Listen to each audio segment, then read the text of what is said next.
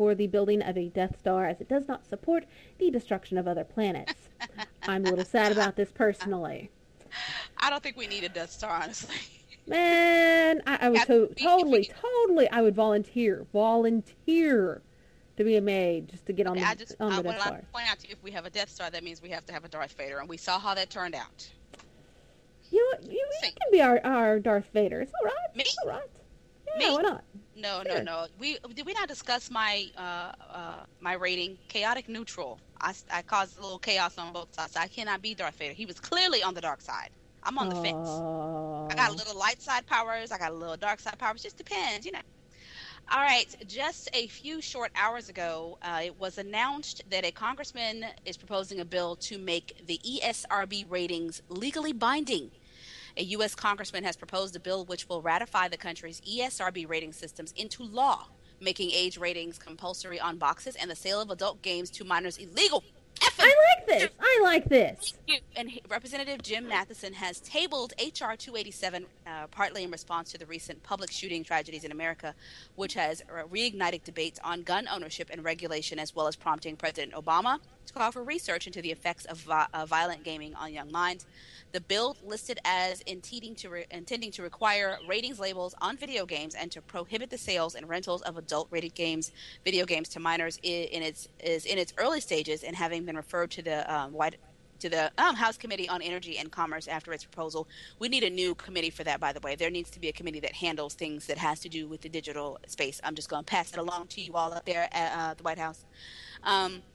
Should this bill pass, the U.S. will likely introduce a similar system to that of the legally enforced Europe-wide PEGI system. See how well theirs works, which took over from the BBFC's rating system last year. And it became law last July. Australia also passed ratings laws last year, finally introducing an R18 rating to allow the sale of mature games. Now they went completely the opposite way. Yeah. For a more in-depth assessment of the impact of the PEGI ruling and the thinking behind it, you can hear Yuki CEO consultant Andy Robertson discussing the move in a podcast that GI International did back in July 2012. And Yuki is also the ones that sends us our charts. They keep track of what we're all playing. That's how we get our charts. I am very happy to hear this. I have been begging for this for 10 years because once this happens, then parents can stop blaming gamers. Clearly, the only way your child would have gotten that game is you put it in their hand, therefore you are to blame. That's the way I see it. I've been begging for them to put this into law and to also force entities, yes, like Facebook, Google Play. We have all the app stores. None of them use the ESRB rating system, and it opens us to problems. I mean, the gaming industry was the first and only that I know of that started the self-regulation. The law didn't force us to create the ESRB. We did it ourselves, but I was waiting for it to be made a law. You parents out there, you can stop blaming the government now. You're about to be held accountable for not watching your kids when they go out and do stupid stuff. If you want to say that the games made them do it, first thing the lawyer is going to ask you, it is illegal for Billy to be playing this. So how did he get it if you're trying to say this is what forced him to kill those people? How did he get it? And you can't say I don't know. Exactly. I don't know. I mean, I know a lot of people are going to fight this, but I think this is amazing. I think this is really, really, really amazing. And I think this is going to force stores that just have, the ratings at the top of the glass where you can barely read them at Walmart. Or, Target where they just leave the games laying around or, what was that other one? We can't get mad at Target. Both Target has stepped up after we did our thing. Walmart, they put it where you can see it now, but they still run the trailers, which I would like to see taken down. Trailers that have for games that are rated 18 should not be running constantly in Walmart. There are plenty of other trailers y'all can run all day long of little laughing ponies and unicorns. Thank you. Yep, trailers. They have trailers. And remember we were talking about. Remember I told you the little 4-year-old was playing Infamous. Yes. Oh my God. Manager of Walmart, and again, the last time I was in Walmart, all of the managers were there, and one of them kind of tried to dismiss me, and then after I started to talk to him and tell him who I was, he says, "Oh, well, we were planning on doing that." I said, "You know what? It's not enough to plan. We've been talking to you people for 3 years." I says, "And every time I come in here, I get home, I get a call from your regional manager. She argues with me and tells me it's not so. I'm going home and post these pictures up on Twitter. And if you look through our Twitter, I did. I'm going to post these pictures up, and I'm going to keep doing it till you change this. This is ridiculous." There's a Mm-hmm. 4-year-old over there playing Infamous 2. Now, granted, his mama should be watching him, but if you didn't put it in there, he wouldn't be playing it. Why don't you put this is the one time My Little Pony needs to be in as a demo, or something like Michael Jackson The Experience. This business here should not be up for them to get their hands on. You need to take your half of the responsibility. Exactly. Exactly. Anyway, we will be talking more about this tonight. We'd like to hear your opinions. You don't have to agree with us. You may think this is a bad idea. We'd like to hear about it. Don't mean we won't hang up on you when you call in, but you can call. No, I'm kidding. We won't hang up on you. We won't. We won't. We promise. We promise. We won't hang up on you. We'll hear you out, and then we'll argue with you because that's part of the fun. 9 p.m. All right. So I have got another trailer for y'all. This is. Oh, it went small for some reason. All right. So, sound. No sound. Thank you. New York is what this video is about, apparently. It's a new trailer. You play as a pilot on board a scout ship called the Golden Eagle, which is manned by a crew of intelligent and dangerous chickens. Oh, yes, folks, that says chickens. Are they mutated prairie chickens? I'm going to assume so, yes. After responding to a distress call that leads them to the solar system in which we humans reside, they attempt to establish contact but are surprised when the only answer is hostile. So starts their explosive trip across the planets, during which they'll meet the peculiarities of the bizarre future and show no mercy to the fleets of humans and robots that dare stand in their way. Humans must answer. Has an emphasis on evading dangers, hidden bonuses, epic boss fights, and a deep upgrade and point system. Placing temporary turrets and experimenting with different weapons is a must to pass through the most dangerous planetary defenses. Humans Must Answer will be released in 2013 for Windows PC. It actually looks kind of fun. I may play it. I guess we'll see. So it's very old school, and it looks hard, which I like. Exactly. All right. So what you got, Corey? What you got? We don't do anything easy. We always do it. Why would you want to do it easy? That was a little Tina Turner for y'all. Nice. We never do anything easy. All right, Zynga. I don't even know what to do. What did they do this time? Well, we all heard, if you've been listening to us, and you should have been. The San Francisco gambling startup Betable has hired Jonathan Fleischer, Zynga's vice president of business development.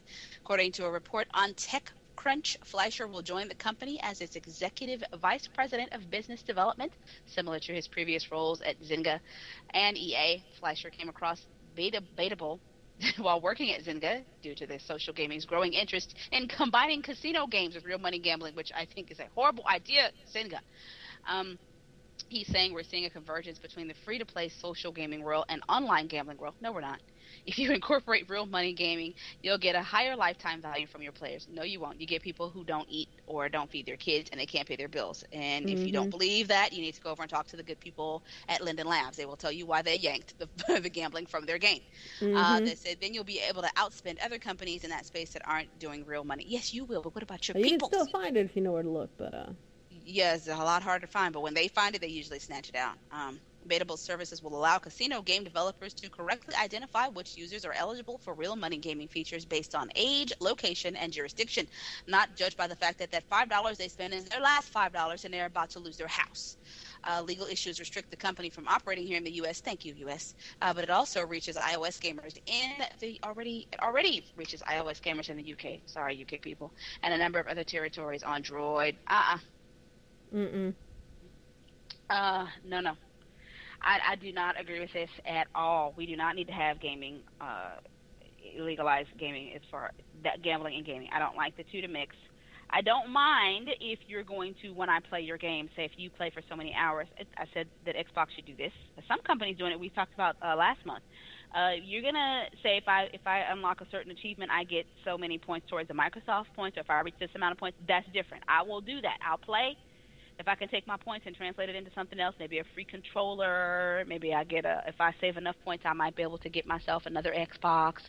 And you can even make a list, points from these particular games. Somebody is not using their brain at these companies, so you just want to just take my money flat out. Can you at least be a little bit more subversive but honest at the same time? You could trick me. You might say, if you have Assassin's Creed 8 and you unlock 5 achievements, that 100 Microsoft points for you, I'd do that. I'd buy it for that. You just made me spend $69. Yeah. And I have a chance to get something back out of it. Y'all just, some of you dropped on your head, as Ginger says, as babies. What's wrong with you? Repeatedly. Repeatedly. Did you talk about the zombie app on the Amazon store, by the way? Grave Stomper? Grave Stomper? No, I don't think so. Okay. We did. Well, we may not have time to talk about that, but go ahead and tell them your story. If we do, I'll tell them. Okay. Actually, I'm trying to find the video, or the story that went with this. You know what? Here it is. Okay, so have we talked about Need for Speed? I don't think so. We have not talked about Need for Speed. Yes, we did. We talked about it at the beginning. Come on, Ginger. Never mind, and that's why that window was open. All right, so I'm going to talk about... yeah. Do you want me to take this one? I got mine ready. Oh, you got one ready? All right, because I was sorting through here trying to figure out what I've done because I didn't close windows somewhere. And, I'm learning. I am learning. I'm learning slowly. All right, so you can go ahead and talk about it. Yes. All right, this is a new game that is up on the App Store, on the Amazon App Store, called Grave Stomper Zombie vs. Zombie. This is a video game app that experienced what they're calling a meteoric rise in popularity among smartphone users when it debuted 5 months ago.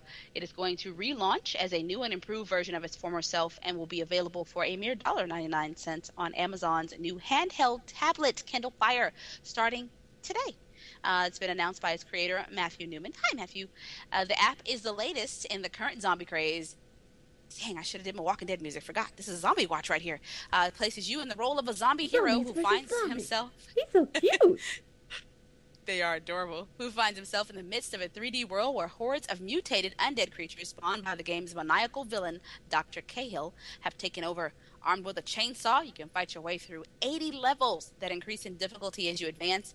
This alternate world features settings ranging from a quiet beach town to a chaotic junkyard, all swarming with the living dead. The game starts off with players fighting off simple zombies. As it progresses, your enemies grow in terms of strength and power to include necrotic corpse demons and zombies.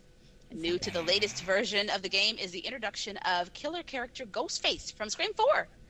He can be purchased for $4.99 and can be enlisted to help you advance. Newman said that in addition to Ghostface, Grave Stompers has planned to continue incorporating other characters from major horror film series. You got to get permission for that, man. I see some lawsuits coming your way. The app also offers upgrades like rocket launchers and Gatling guns. And he's also saying, Matthew's saying, we were floored to have attracted 500,000 gamers when we originally launched Grave Stompers a few months ago. We re-engineered that version and improved it considerably. Oh my God, the little screen guy. Welcoming those players back and attracting new ones. The fact that it's now available on Kindle Fire should help us reach a whole new audience. You can visit gravestompers.com if you want to check that out. And yes, this is the game running on the Kindle Fire, I'm guessing. It's adorable, right? That is totally adorable. And if I can find my mouse, there we go. That is so cute. I was sitting there watching that. That's just, I love that. I want to play that. I don't know if it's available on your Nook, though. I think it's a Kindle Fire exclusive, it looks like. Man. Sorry, but we have to give our Kindle Fire people some love. Kindle Fires are not bad, man. Yeah. You're right, of course. All right, so I was talking about earlier this week. We got 2 minutes, by the way. 2 minutes. Oh, we do? Oh, well, crap. You know what? Never mind. I'll save this one for tonight, talking about Aaron Swartz and his untimely death and how horrible it was. Yeah, and we also have a story going up about him today. Mr. Ural wrote a bio about Aaron. If you don't know anything about him, because a lot of you don't, you can go over and read about him, learn something about his life. Awesome. All right. It's about that time. It is. It is about that time. All right, you guys, make sure you are here tonight, 9 p.m. Central Standard Time for GTR's This Week in Gaming, talking about some stuff that went on this week, and also talking about Ginger's epic battle with some porn star gamers. If you haven't been watching our Facebook, you miss a whole lot of stuff. Ginger? Later, boys and folks, boys and girls. Mwah!